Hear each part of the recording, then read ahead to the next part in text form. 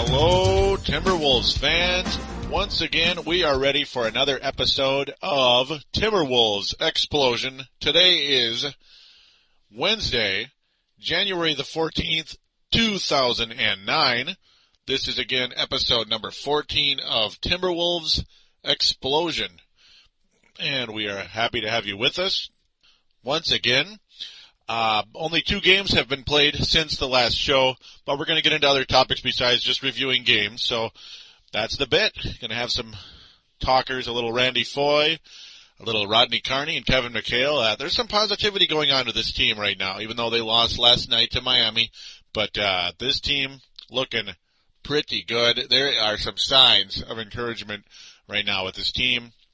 First and foremost, though, here on thesportstuff.com, which is the home of Timberwolves Explosion, we have a message boards.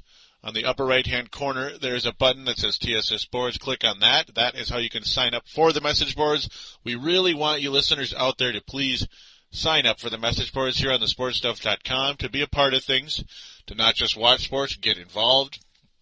It's a lot of fun to talk with us podcasters and other members as the community is growing. And it's a great place to be. You might even be able to start your own podcast. Just ask Dylan Richardson, who is the executive producer and creator of thesportstuff.com. That is Dylan Richardson. All right. This show also available on iTunes, which some of you may be listening from. And, yeah, I encourage you to do also check out thesportstuff.com as mentioned. All right. Another place for great Timberwolves news, timberwolvespress.com. Timberwolvespress.com. Do check that website out. Nice enough to put a link to Timberwolves Explosion, the Timberwolves Explosion page on thesportstuff.com. We deeply appreciate that, as always. And with no further ado, we're going to take a quick break, and we're going to get into the game reviews. And after that, have some news and some talkers with the Timberwolves. Here on thesportstuff.com, get on board the Viking ship with Purple Mafia. We will talk about the new Purple People Eaters and the best running back in the NFL, Adrian Peterson. This team is ready to make a move forward. Purple Mafia is available on thesportstuff.com, along with iTunes and MediaFly. Simply download and listen to the most honest and passionate Vikings coverage.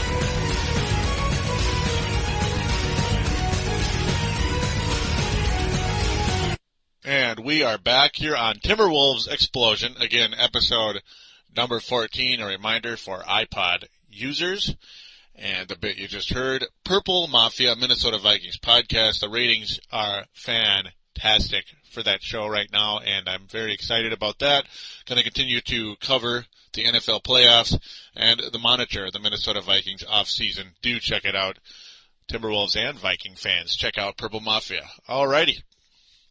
Well, we got 2 games to review for the Timberwolves. The first one, the Minnesota Timberwolves defeat the Milwaukee Bucks 106-104 on January the 10th. That was last Saturday. And this was a very exciting game. Milwaukee Bucks come out firing in the first quarter, 28-19. They lead the Timberwolves at the end of the first quarter. They maintain their lead as both teams trade off 32 points in the second quarter. The Bucks leading by 9 pretty much the whole way there, 9 or 10. The Wolves slowly start to come back in the third quarter, outscoring the Bucks by 4. So getting things a little bit closer. 5-point game starts raising a little bit of hope. Hey, the Wolves are in this game, despite the fact Michael Redd and Richard Jefferson are just exploding on this particular night. Michael Redd hit 3 after 3 throughout the game and down the stretch. Just a pain in the butt for the Wolves.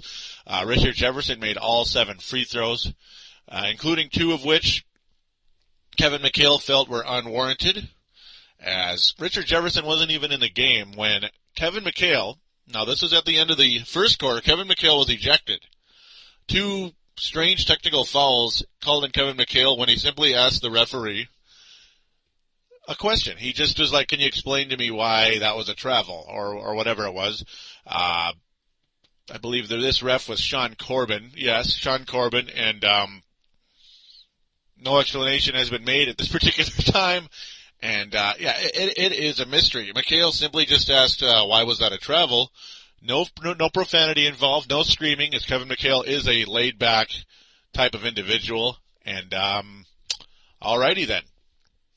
Luckily, the Timberwolves, with Kevin McHale's former teammate Jerry Seasting, former Boston Celtic, taking over and keeping the Wolves in order, keeping the Wolves on track, and they got it done, folks. Sebastian Telfair with a giant game, 17 points, 11 assists. Unfortunately, 5 turnovers. He was a teeny bit sloppy along the way. Did hit 2 threes in the game. Randy Foye had only 1 point through the first 3 quarters. Just one free throw off a technical, I believe. And, I have no idea what the deal was with Foye down the stretch. It's like nothing was going. He wasn't making his shots, wasn't very aggressive. But then all of a sudden, fourth quarter Foye emerges. He scores 10 points down the stretch and led this team to victory once again. But the player of the game for the Timberwolves, you could say it's Telfair, you could say it's Jefferson. I'm going with Rodney Carney. Rodney Carney, which is like a young athletic version of Bruce Bowen, I think. I think he could be another Bruce Bowen in time, as it took a long time for Bowen to emerge as the player he is today. I mean, he's getting old now. He's about 35, Bowen. Carney, a very young player, drafted the same year. No, not drafted the same year as Jefferson, excuse me. Drafted the same year as Foye. He is only 24 years old, going to turn 25 on April 5th, the Memphis, Tennessee native, 16th overall pick by the Chicago Bulls. Rodney Carney not only plays aggressive defense and is very athletic on the fast break, he can fly to the hoop and jam on someone and just make you go, whoa, but he can hit the three-point shot. He's become a nice spot-up three-point shooter for the Minnesota Timberwolves this season. Started out the year, the guy couldn't shoot worth a crap. All he was really good for was a little defense and an athletic play here and there. But now he can hit the three as well. And Rodney Carney had 22 points, a season high, against the Milwaukee Bucks, and hit big threes down the stretch. 4 of 6, if I didn't already mention that. If I did, I apologize. 7 of 11 overall from the floor, and made 4 of 5 free throws, so even getting to the line a bit. Kevin Love was able to pull down 12 rebounds. Kevin McHale the other day on KFAN with PA, the Paul Allen Show, or the Love Covenant on KFAN, mentioned that Kevin Love is about as good a rebounder as he's seen come into this league, because the guy will get rebounds that you just can't believe. He got 12 rebounds in 22 and a half minutes. Kevin Love, when he is a starter, will be one of the top rebounders in the league, and that was a huge problem for the Timberwolves last season. Huge problem for the Timberwolves last season. Getting rebounds in general. He had one guy who could rebound. That was Al Jefferson. That was it. This year, the Timberwolves rebounding significantly better, including the offensive side. So Al Jefferson also the only guy who could get an offensive rebound on this team. Kevin Love got 3, along with Jefferson getting 3 in this game. Jefferson, the aforementioned Jefferson, fouled out late in the game. Unfortunately, as Andrew Bogut, who came off the bench, believe it or not, the former number 1 overall pick, comes off the bench for the Bucks at this point in time, as Gad Zarich is the starter. Gad Zarich only 4 points, 4 rebounds, 1 of 3 from the floor, big deal, right? But Bogut hit shot after shot. He just got it done inside on Al Jefferson, frustrating a lot of people who are negative on Al Jefferson's defense, and I can understand that a little bit. Bogut was 7 of 8. 7 of 8 in this game, good for 14 points, 7 rebounds, and the guy very deadly down the stretch, along with, of course, Michael Redd and Richard Jefferson, as they frustrated Timberwolves, but the Wolves were able to overcome that, and that is what counts. The Wolves pull off another win. This became their 5th game, their 5th victory in a row, and man, couldn't be more excited at this point in time as they gutted it out. I mean, a game when the Wolves didn't particularly play well in this game. The Bucks shot 43%, the Wolves 53%, the Wolves shot 44%, and they got it done despite the fact they were off their game, you could say. They really didn't play so hot. So that is the sign of improvement. People all over this town and all over the league starting to notice the Wolves are making improvements, and that makes me pretty excited, and fans all over Minnesota excited. Now we will move on to the next game, and unfortunately the final game already to review in this particular show, but we're going to have more to talk about. This was last night, Tuesday the 13th. The Wolves will play the Miami Heat. Dwayne Wade, the rich man's Randy Foye. As Foye is starting to play like Dwayne Wade a little bit. Clutch and making defensive plays down the stretch. And Randy Foye and Dwayne Wade look pretty similar on this particular night, though Dwayne Wade got a lot more calls because he's a veteran, and he knows how to get calls because he's just so dang good. And by being the aggressive, talented player he is, he's going to get calls no matter what. Dwayne Wade, it's 31 points, 8 assists. He was 13 of 16 from the line, 9 of 15 from the field overall versus Randy Foye's 0 free throws attempted. Randy Foye did not get to the line once on this particular day, though he did hit 5 of 10 from three-point range, 12 of 21 overall, good for 29 points, 8 assists, and 5 rebounds. Very similar line to Dwayne Wade, except for one other major stat. Other than the free throws, Dwayne Wade had 3 blocks. Randy Foye had no blocks. And I'll get to why that's important later. If you didn't see the game, you'll find out why in a minute. The Miami Heat did win this game, unfortunately. This was a back-and-forth game between the Heat and the Wolves. One would take a 5-point lead, 2-point lead, then the other would take a 2-point or 5-point lead. It was a seesaw battle. The Miami Heat unfortunately defeat the Wolves 99-96, ending a 5-game win streak. But the Wolves clearly a team moving in the right direction. And I just hope the Wolves can continue to play with this type of tenacity and this type of just prowess, offensive prowess. They're scoring points when they need to. I mean, Randy Foye, as I said, 29 points. That is fantastic. Jefferson, not a good night. I don't know why, because Miami's big men are not very good. They're really not. He was only 4 of 14 from the floor, 9 points, 10 rebounds. I understand a lot of shots went to Foye because he's right now probably the best offensive player on the Wolves at this particular time, as he's the hottest Timberwolf right now. Jefferson, he's going to get his no matter what. He's going to get back to his 22, 23 a game. He'll get back to it, but not on this night for some strange reason. Telfair not so great either. He shot okay, 4 of 7 from the floor, but got 5 turnovers versus 1 assist. So easily the better point guard was Foye with his 8 assists and 2 turnovers. Significant improvement on the assist-to-turnover ratio for Randy Foye. Michael Beasley, mediocre at best. Well, for somebody as talented as he is anyway, mediocre. Only 6 of 14 in 23 minutes, 14.7 rebounds. The guy doesn't really look like he's adjusting to the NBA as quickly as some of you expected. He's not going to start right now anyway with Haslam and Marion playing as well as they did. Both of them getting double-doubles in this night. 17 and 10 for Haslam, 16 and 11 for Sean Marion to go with 2 blocks. So that was good stuff for those guys. They just outplayed the Wolves up front. Ryan Gomes was okay. Craig Smith, again, another strange line where he only shot the ball twice. Only played about 19 minutes, 6 points. Yeah, Craig Smith only shot the ball twice in this game. So that's interesting. Miller, terrible. 1 of 7 from the floor. Not what you want from your supposed ace in the hole when it comes to shooting. Your best shooter, supposedly. Carney's becoming that right now, believe it or not. An erratic shooter over the course of time. Rodney Carney playing 31 minutes in this game. That was fantastic. 15 points. He had 3 of 6 from three-point range. And we're definitely going to continue to talk about Rodney Carney in the next segment.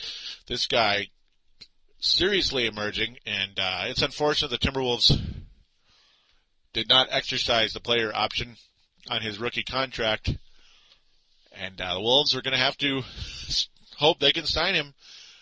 We're just going to have to find out as things progress. Again, I'll get into that shortly. I'm getting ahead of myself.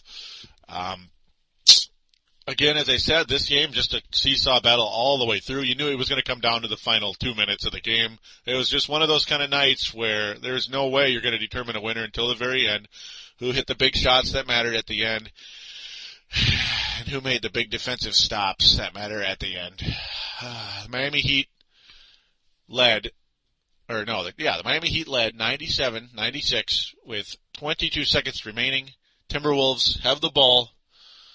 Randy Foye is then blocked by Dwayne Wade. So very similar to what Randy Foye did to O.J. Mayo a week ago, as Foye right now the hotter player than O.J. Mayo at this particular time and looking like, he's ready to make a move in the right direction.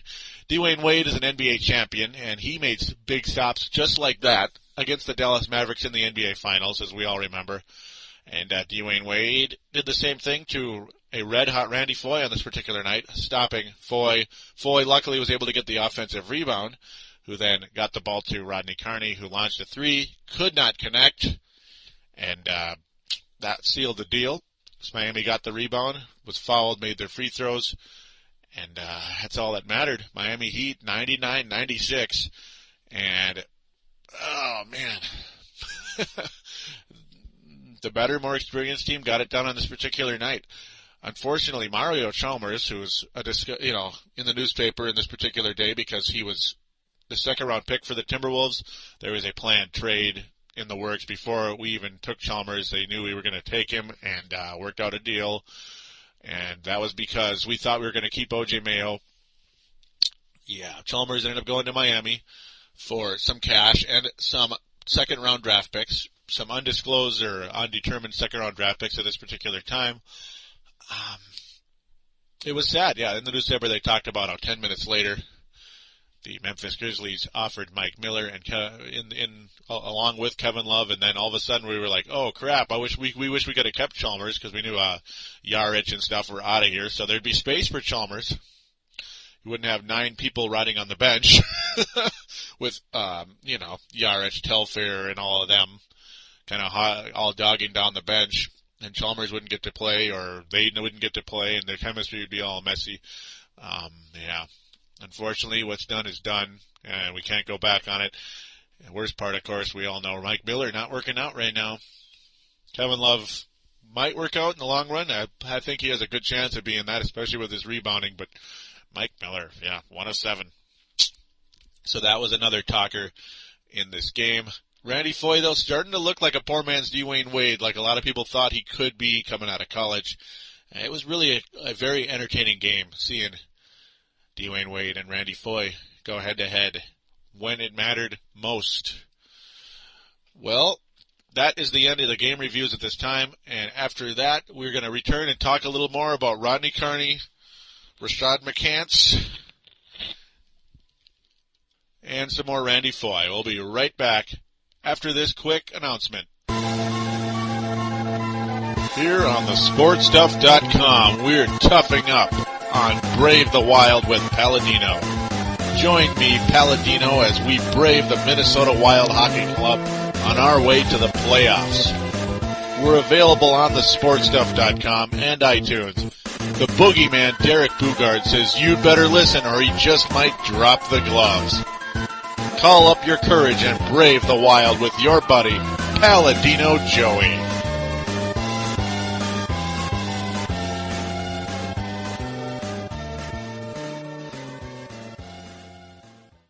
And we are back here on Timberwolves Explosion, episode number 14. Another reminder. Again, thank you for listening to this show.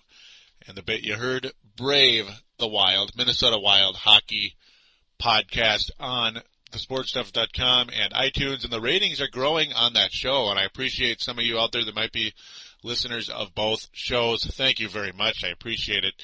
And those of you that didn't know about Brave the Wild, do check it out. thesportstuff.com and iTunes. All right, well, we're going to talk about Rodney Carney first and foremost. Now, Rodney Carney's three-point shooting has been a surprise. He's a better three-point shooter than a lot of us expected. Last year he shot about 32%, a little under that. This year right now he's up to 37+%. And hey, when you got a weapon like that off the bench, you got to use it. You got to utilize Rodney Carney. I was a little bit afraid coming into the season, or actually not coming into the season, but after the first couple of games, it looked like he was a guy who could not finish or he couldn't shoot anyway. He could finish only if he was wide open, dunking, basically, and he'd provide a little defense, but at best, I don't know. At best, that's all he was going to be, and there was always the fear he could be yet another Gerald Green, a guy who was just not going to crack the lineup and was going to be out of here at the end of the year because we did not exercise his player option in the fourth year of the rookie contract. Of course, the fourth year is a player option. The fifth year is a qualifying offer. And depending on how it works, either way, they're eligible for a long-term extension after their fourth season. And I hope the Timberwolves are going to be able to re-sign this guy. Real quick, when you look at his split stats, in November he only averaged 2.9 points a game, only 5 minutes a game, and it looked like, oh boy, Gerald Green again. Minutes increased a bit as his role continued to improve, particularly late in December. 12 minutes a game, 3.4 points, but then all of a sudden he started hitting threes. Because he only shot 16% from three in November, 45% in December, and it was like, whoa, this guy's waking up a little bit. This guy can hit the three a little bit. This is kind of cool. And then in January, in 6 games, now it was 13 games in December, so 45% in 13 games, pretty cool. He attempted less than 1 3 a game, but still he made the ones that he shot. Now he's attempting about 2 3-pointers a game in January. Good for 36%, and we'll take it because his overall field goal percentage has gone up the last couple months. Starting in November, only 38%, in December 40%, and in January 46%. So I'm liking the trend. He's averaging 23 minutes a game, and Kevin McHale has done the right thing by burying Rashad McCants, who is not – he's gunned the Timberwolves out of games so many times. As you've heard, previous Timberwolves explosion, where I was, say, watching a game, half dozing off because I just worked like 13-hour day outside, just killed myself outside, almost dozing off and watched Rashad McCants jack up a three that was the stupidest play ever, with the Wolves up by 7 with 22 seconds left on the shot clock, 2 minutes left to go in the game, jacking up a pointless three from about 28 feet out. I literally jumped out of my bed, was about to rip the TV off the table and throw it through the window. No, I wouldn't really do that, but you get the idea.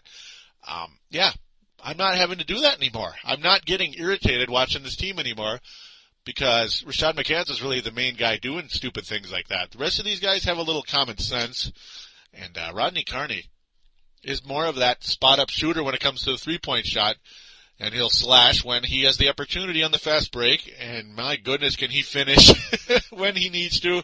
And, of course, another area he is just going to kill McCants in is defensively.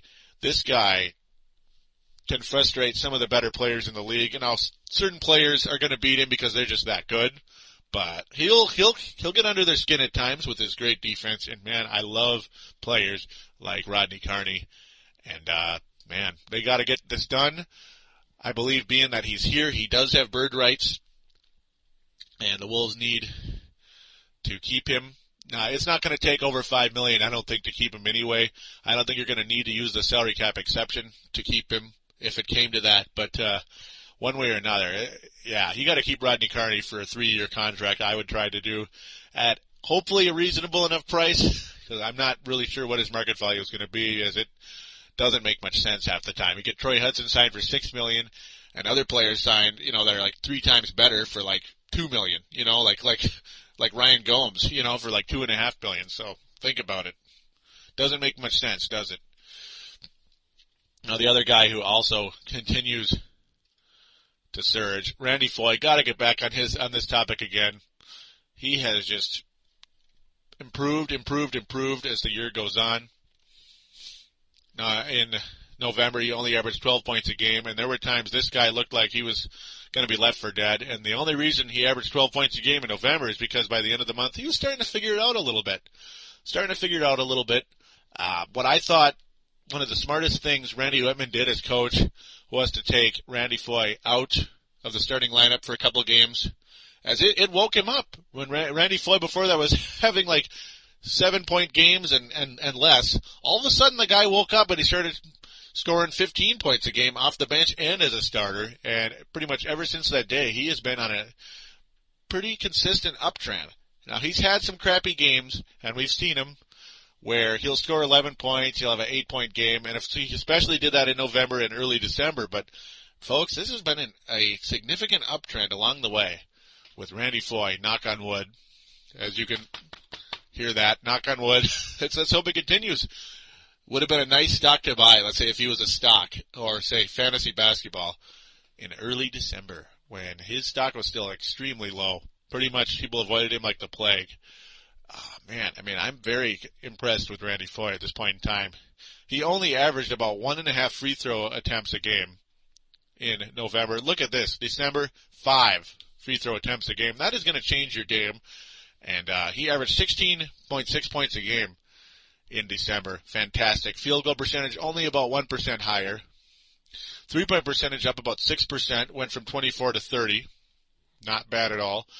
His free throw percentage always in the upper 80s, so that's very good news. It's the classic New York or New Jersey point guard. Those guys hit free throws, especially late in games. That's just the way it is. It's like a tradition with those guys. And you look at Randy Foye in January, good God. Look at his field goal percentage. Look at his field goal percentage, almost 52. And his 3-point percentage, he's averaging over 6 threes attempted in January and making 54% at this particular time. Free throw attempts down a little bit, especially after yesterday's game. I would imagine that would kill that stat. Overall, though, 22.2 a game in January. The assists down to about 4.5 a game, but, that's going to happen. He did have 8 yesterday. He's averaging almost 2 steals a game as well, so a nice trend I'm seeing out of Randy Foye. And remember, how many times I talked about, if Randy Foye plays well, the Timberwolves will play better. The wins will come. Now, I'm not saying they're going to make the playoffs, and I'm certainly not saying they're going to go anywhere if they do make the playoffs, say next year. They'd probably lose in the first round, unless there was some massive upgrade at another position. Like, say, you go from a solid player like Ryan Gomes to a Michael Beasley type, or shouldn't even say his name, maybe an OJ Mayo type.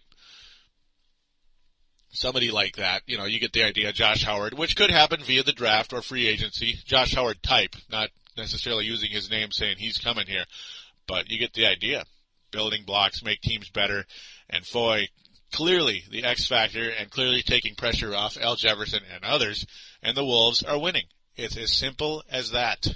You need that number 2 player, the number 2 star, so to speak, or even maybe a number 1, depending on what's going on with the other guy between Al Jefferson and Foye. And, that was why I was optimistic with this team, because I saw Foye as being a dynamic player, not being a 12 points a game or 6 points a game bust like it looked like he was headed towards.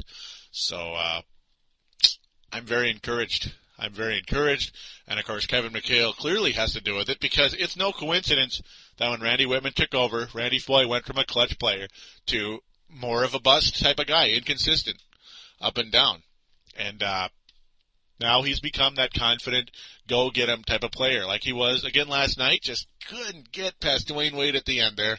And, of course, we all know what Dwayne Wade is. He's a champion. So that's going to happen. That is going to happen. But I'm thrilled with Randy Foye's improvement. I'm thrilled with Rodney Carney's emergence. And hopefully we can keep these guys here for a long period of time, as both of them, being they both came out in 2006, eligible for extensions this summer. Foye, we may just do the qualifying offer, but that's risky. You're just doing a 1-year deal. That's what the Bulls did with Ben Gordon. So risky. Can't do it. Definitely not with Foye. And Carney, you have no choice. He's a UFA, unrestricted free agent. So these two guys I want in the fold for a minimum 3-year contract, if possible.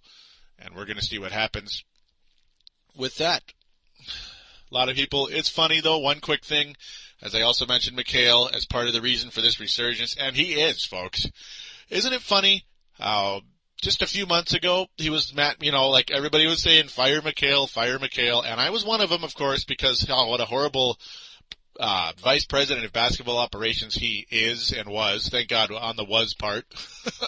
And isn't it just amazing? See, now you go to message boards, say ESPN.com Timberwolves. Some of you may be from there, and thanks for checking us out on Timberwolves Explosion.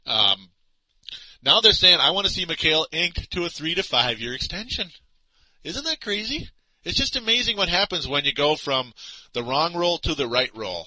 And Kevin McHale is in the right place now. And if he's going to work for the Timberwolves, it should be as the coach. And, hey, I wouldn't mind seeing McHale extended either. To this point, Kevin McHale has never had a contract with the Timberwolves. It's just kind of a day-to-day thing. So it's going to be a very interesting summer. We're going to have to see what happens with McHale, Foye, and Carney. 3 building blocks for this team right now. As I would like to see all 3 of them back next year, at least at this particular time. Who knows what's going to happen in the next couple of months.